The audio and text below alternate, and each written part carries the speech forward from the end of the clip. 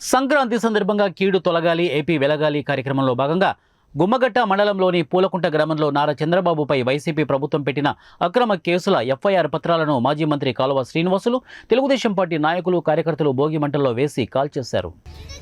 కీడు తొలగాలి ఏపీ వెలగాలి పేరుతో మనం ఈ భోగి పండుగను జరుపుకుంటా ఉన్నాం.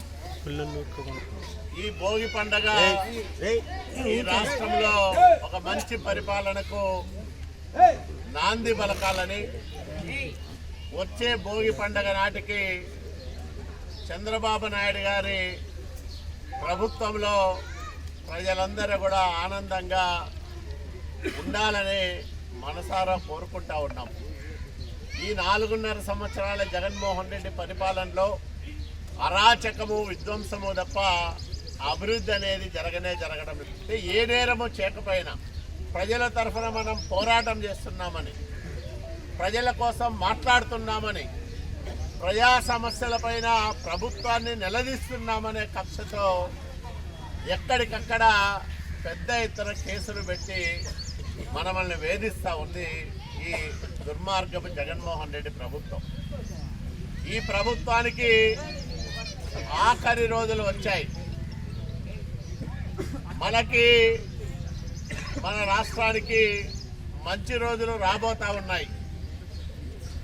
నిన్ననే చంద్రబాబు నాయుడు గారు, పవన్ కళ్యాణ్ గారు సమావేశమై ఈ రాష్ట్రాన్ని ఏ విధంగా అభివృద్ధి పథంలో ముందుకు తీసుకోవాలి, ఏ విధంగా ఈ దుర్మార్గపు పరిపాలనను అంతం చేయాలని సుదీర్ఘంగా మాట్లాడుకున్నారు.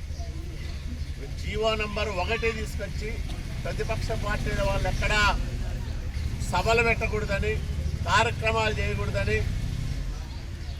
ప్రజా ఆందోళనలపైన, ప్రతిపక్ష కార్యక్రమాలపైన ఉక్కుపాదం మోపింది జగన్మోహన్ రెడ్డి ప్రభుత్వం.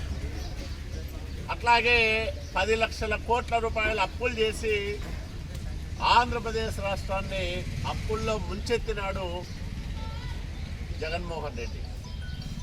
పోనీ ఏదైనా మద్య నిషేధం అన్నాడు, అది చేశాడంటే 20 ఏళ్ళ మద్యం ఆదాయాన్ని తాకట్టు పెట్టి 1000 కోట్ల రూపాయలు అప్పులు తెచ్చుకొని దాన్ని దుర్వినియోగం చేసి వైసీపీ నాయకులు 1000 కోట్ల రూపాయలు సంపాదించుకోవడానికి అవకాశం ఇచ్చాడు తప్ప ప్రజలు బాగుండాలని, ఈ రాష్ట్రం బాగుపడాలని ఎక్కడా ఎలాంటి కార్యక్రమాలు చేయలేదు.